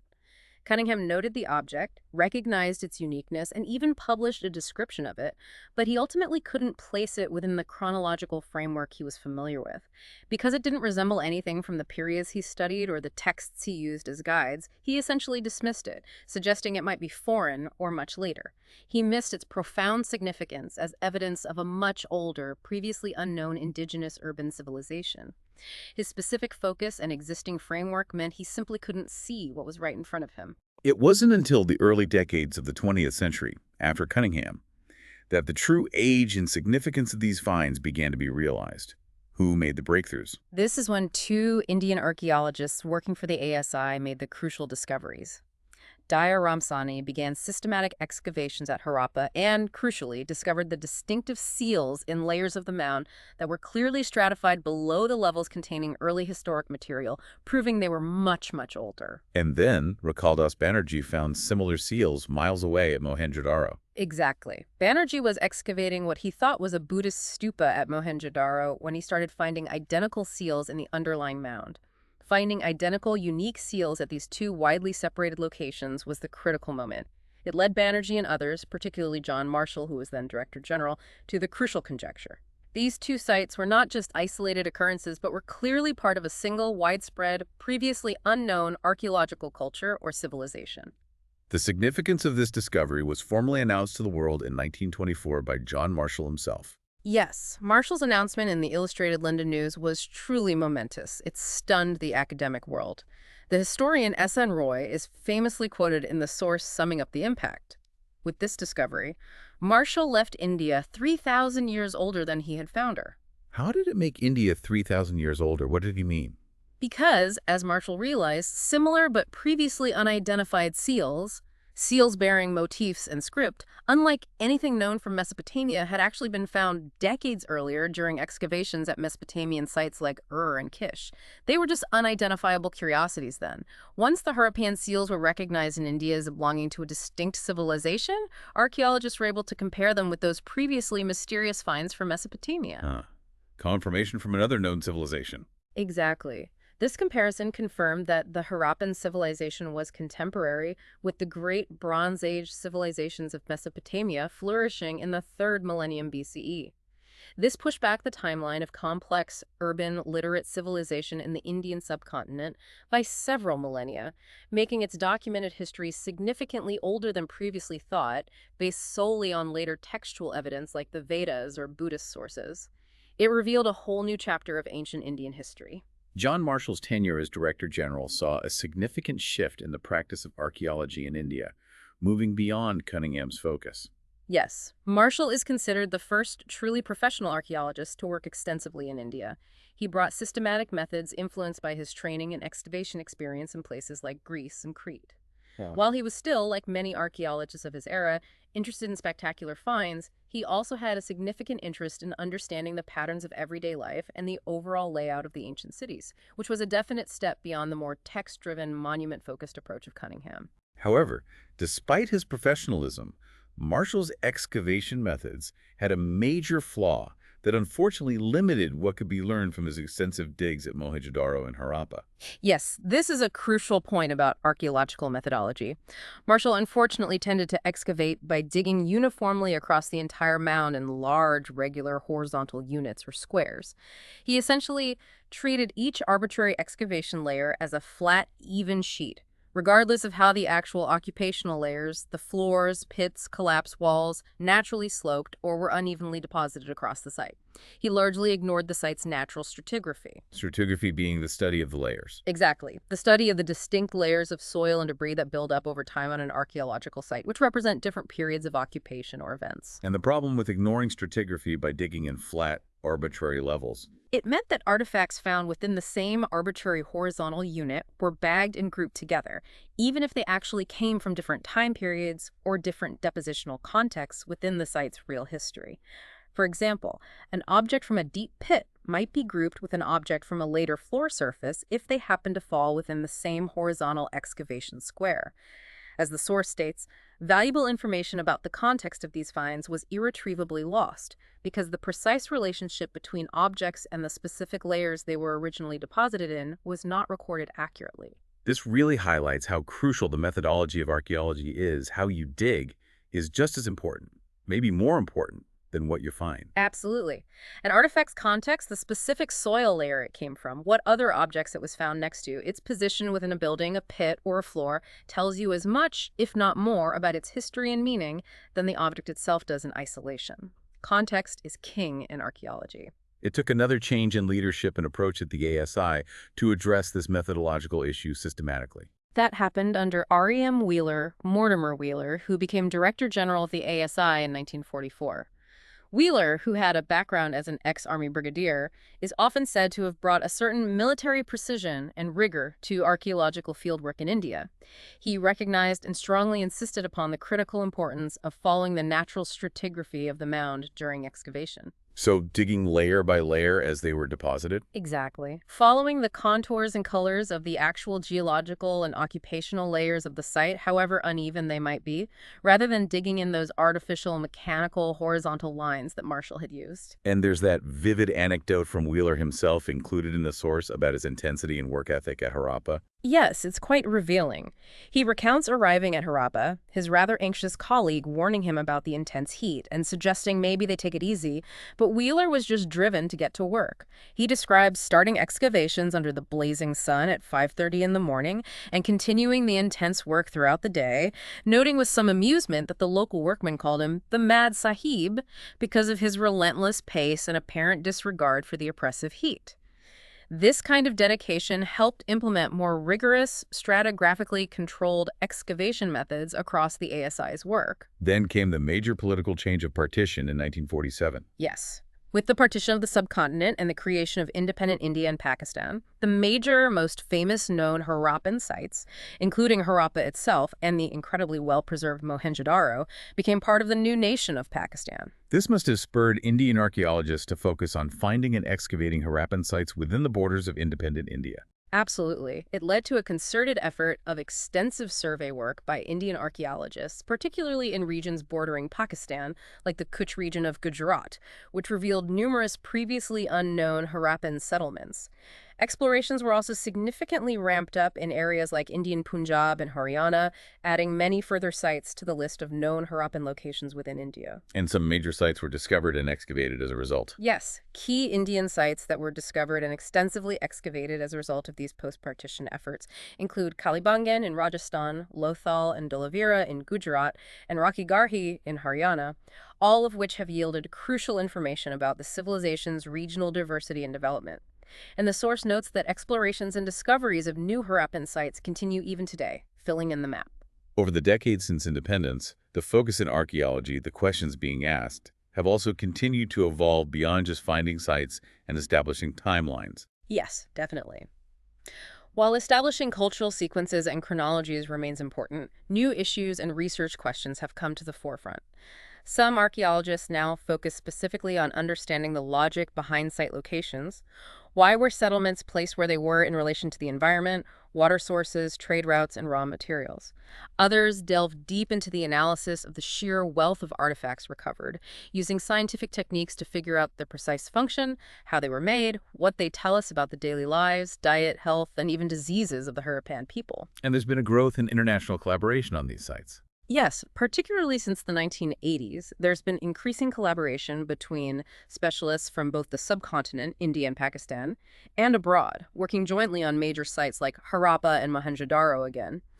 They're employing a whole battery of modern scientific techniques, everything from detailed surface exploration using technologies like remote sensing and GIS, to highly detailed microscopic and chemical analysis of materials like clay, stone, and metal artifacts, and the sophisticated scientific study of plant and animal remains, paleobotany and zooarchaeology. So the work continues with new tools. Absolutely. The source concludes that these collaborative projects and the application of modern science promise to yield interesting and potentially transformative results in the future, continuing the long process of discovery and refining our understanding of this incredible civilization. So the story of discovering the Harappan civilization is itself a layered history, marked by early misunderstandings based on limited frameworks, evolving methodologies, the impact of major political shifts, and the constant application of new scientific techniques and new questions to the material record. It truly is. It really shows that archaeology isn't just about digging things up. It's a living, breathing discipline,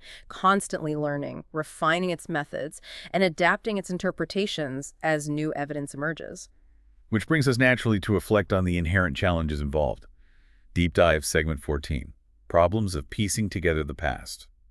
As we've repeatedly noted, the major challenge in understanding the Harappan civilization is the fundamental fact that their script remains undeciphered. That is the absolute fundamental limitation. Without being able to read their own accounts, their records, their literature, their myths, archaeologists are almost entirely reliant on the material evidence they left behind, the objects, the buildings, the settlement patterns, the environmental traces.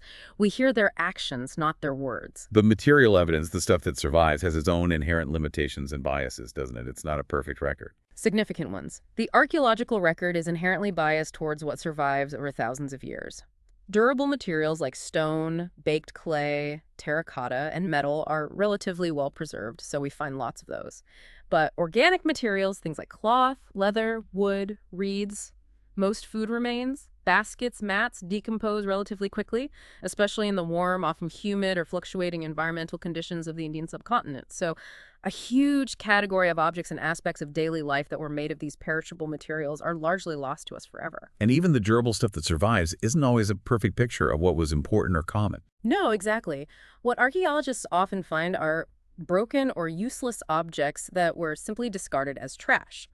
Valuable artifacts, things made of precious metal or maybe finely crafted tools, were frequently recycled, melted down, or reshaped for their material value, so they are less likely to be found intact and discarded in the rubbish. Intact, valuable finds are often accidental survivals, things that were lost by chance, or those hoards that were deliberately buried for safekeeping and never retrieved by their owners. They might not be representative of the most common or important valuable objects people used every day. We get glimpses, not the whole picture. Once objects are recovered from the ground, the process of classification begins. That's the next step in making sense of it all. Yes, this is a crucial step. Objects are first classified by the material they are made of: stone, clay, metal, bone, ivory, shell, faience, etc. That's usually straightforward. But the more complex and arguably more important classification is trying to determine their function. What was this thing used for? And determining function can be complicated, as we saw with the famous spindle whorls. It certainly can be. Was an object a simple tool, an ornament, something used for both, or maybe something with a specific ritual or symbolic use? Archaeologists try to understand function in several ways. Sometimes it's by resemblance to things we use today or know from other historical contexts. Identifying beads, grinding stones, stone blades, or basic pottery vessel shapes based on their form seems reasonably straightforward through analogy. Context helps, too, where it was found. Absolutely. They look closely at the context of the find. Was it found inside a house, down a drain, deliberately placed in a grave, near a kiln or workshop area? That context can provide crucial clues about how the object was used or discarded. And sometimes they need indirect evidence because the thing itself doesn't survive well. Yes, the source gives the excellent example of clothing. While tiny traces of cotton textile have been found preserved by corrosion on metal objects, we don't find intact garments. Our main source of information about what Harappan people actually wore comes indirectly from studying the depictions of clothed figures in their sculpture and terracotta figurines. We have to infer from images. And having a frame of reference, some kind of context or comparison, is absolutely essential for any interpretation to even begin. Absolutely. As we saw with Cunningham's example with that first Harappan seal, the object itself was meaningless to him because he lacked the context to place it.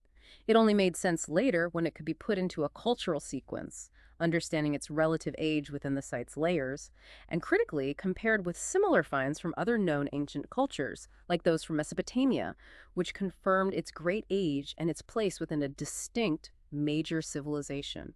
You need comparisons to build understanding. The problems of interpretation become most challenging, the source notes, and perhaps most controversial, particularly when archaeologists try to reconstruct the more abstract aspects of the culture, like their religious practices or beliefs. This is indeed an area where interpretation is most speculative and has been and continues to be heavily debated among scholars. Early archaeological interpretations of religion in the Harappan context were often based on fairly simple assumptions, particularly the assumption that any unusual or unfamiliar object or structure that didn't have an obvious utilitarian function must therefore have had religious significance. If you don't know what it is, call it ritual. Like those numerous terracotta female figurines found at many sites, the ones with fancy headdresses. Yes, exactly. Those figurines, often depicted with elaborate hairstyles or headdresses and sometimes jewelry, were widely regarded by early archaeologists like Marshall as representations of a mother goddess, perhaps linked to fertility cults. This interpretation was largely based on comparisons with similar female figurines found in other ancient cultures in the Near East and Europe, where they were often interpreted that way. And the rare stone statuary of men, like the priest king, they were also given a religious interpretation. Yes, like the famous stone bust referred to as the Priest King, showing a bearded man with a headband, wearing an ornate robe, and seated in a standardized formal posture. This was similarly interpreted as having religious significance, again drawing parallels with the idea of priest kings, known from contemporary Mesopotamia. Even large structures were assigned ritual significance if their function wasn't obvious. Right. The Great Bath, which we discussed because of its unique nature, careful construction, and prominent location on the citadel, was interpreted almost immediately as a place for some form of communal ritual bathing. Similarly, structures found at sites like Calabangan and Lothal that contained pits with ash and charcoal resembling fire hearths were interpreted as fire altars and assigned ritual significance, perhaps related to fire worship or sacrifice. They also look for potential religious symbols or scenes depicted on the seals themselves, don't they? Yes, many seals depict scenes that appear potentially ritualistic or mythological. Plant motifs, like the pipal tree, are sometimes interpreted as indicating a form of nature worship.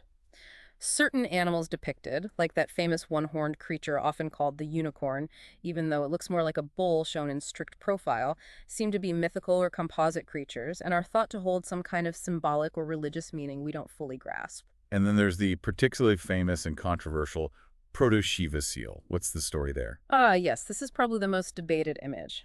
This well-known seal depicts a figure, possibly male, seated in a cross-legged posture, often interpreted as being a yogic pose.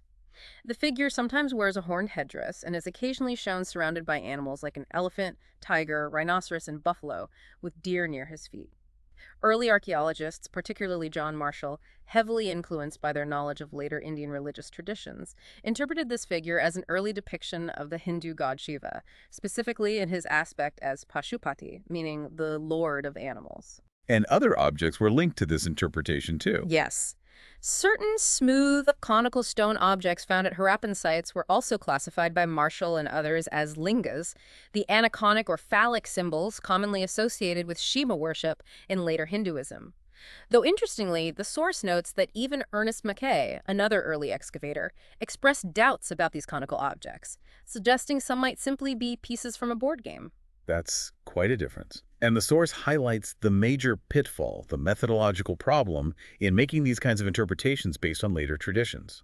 The main pitfall, and it's a significant one, is that many of these religious reconstructions heavily rely on the assumption that much later Indian traditions, primarily Hinduism, which develops fully centuries or even millennia later, provide valid parallels for understanding the specific beliefs and symbols of the much older Harappan civilization.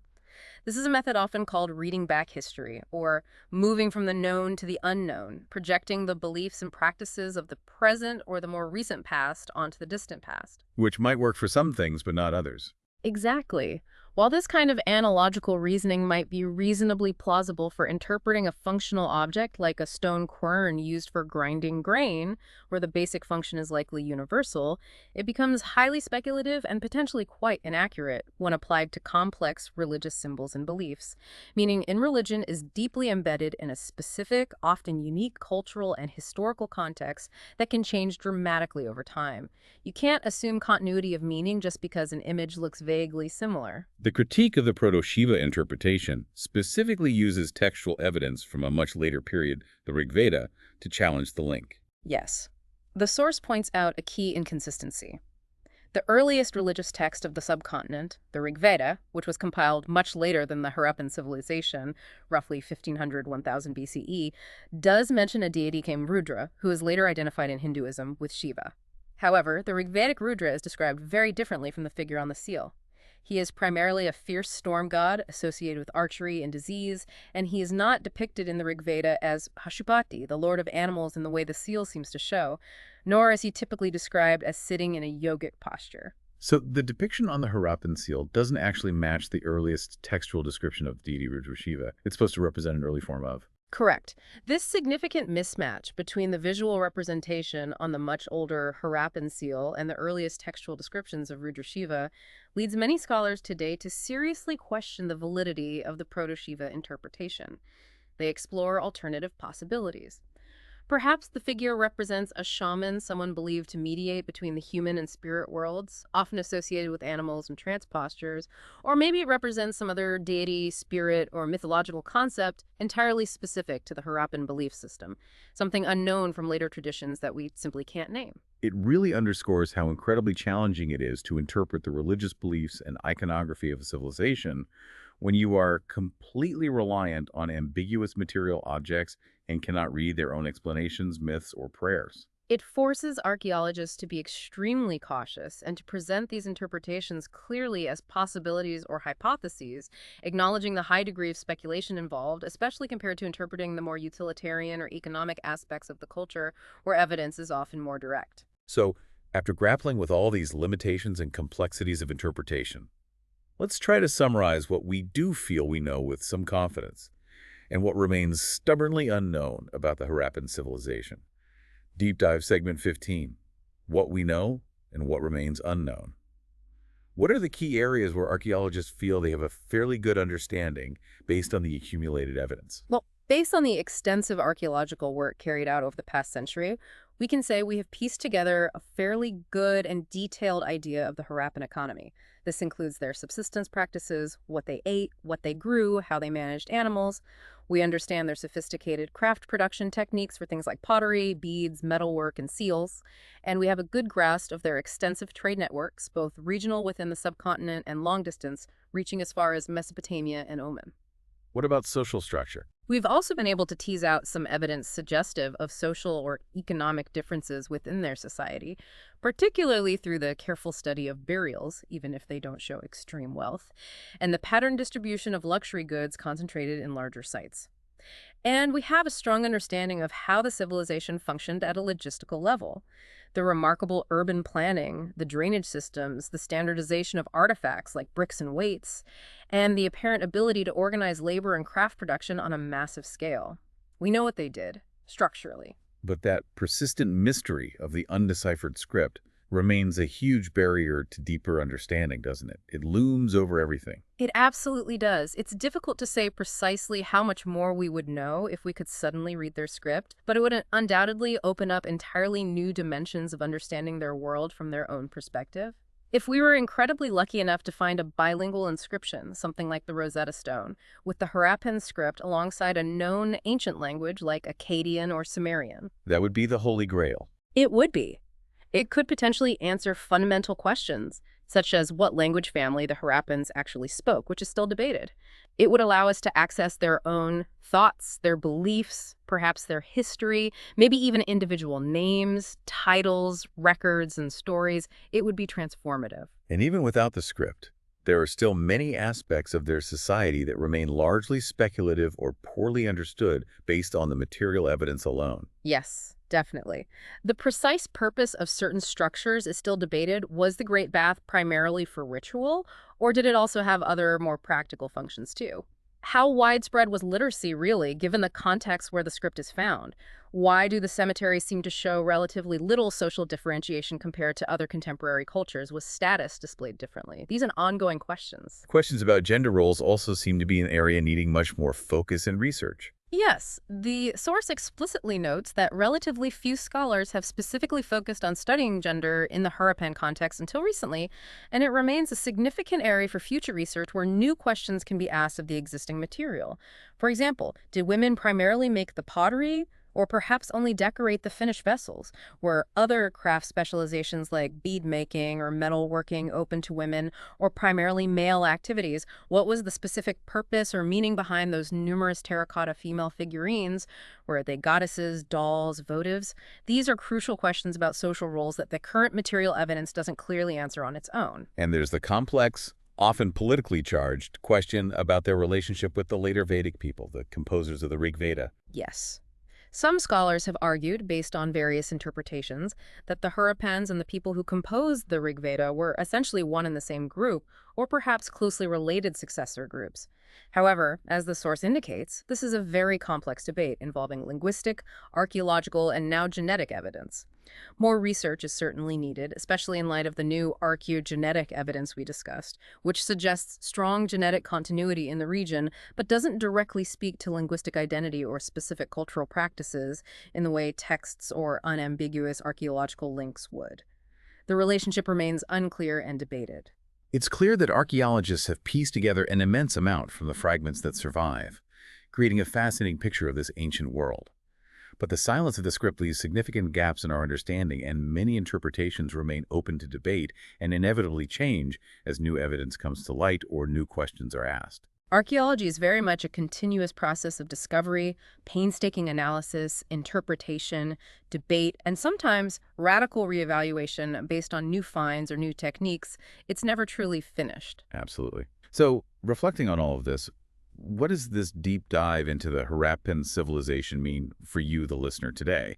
Why should we care about this ancient, distant world? Well, I think it connects us to one of the world's earliest and most impressive urban civilizations, showing that complex, highly organized societies with sophisticated urban planning, extensive trade networks reaching across seas, and incredible craft skills have incredibly deep roots right here in the Indian subcontinent, dating back almost 5,000 years. It's part of a global story of human ingenuity. And it tells us something about how we know about the past. Definitely. It also provides a powerful, almost textbook example of how historical and archaeological knowledge is actually constructed, how it's pieced together meticulously from often ambiguous fragments, how it's constantly debated and reinterpreted among experts, and how it can be dramatically reshaped by new technologies and discoveries, like that recent genetic research completely changing the conversation about origins and migrations.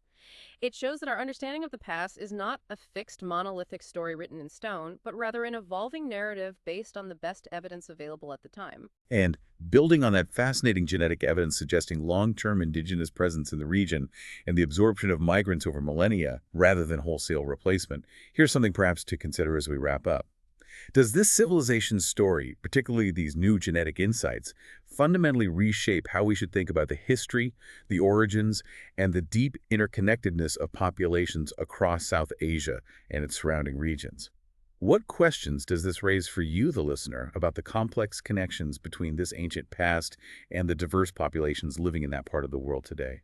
That's a complex and profound question, well worth mulling over long after this discussion ends. The Harappan Civilization, even with all its enduring mysteries, offers truly profound insights into human ingenuity, societal complexity, and the deep interwoven currents of history that continue to shape our present. A truly deep dive into a remarkable and still enigmatic past. Thanks for joining us.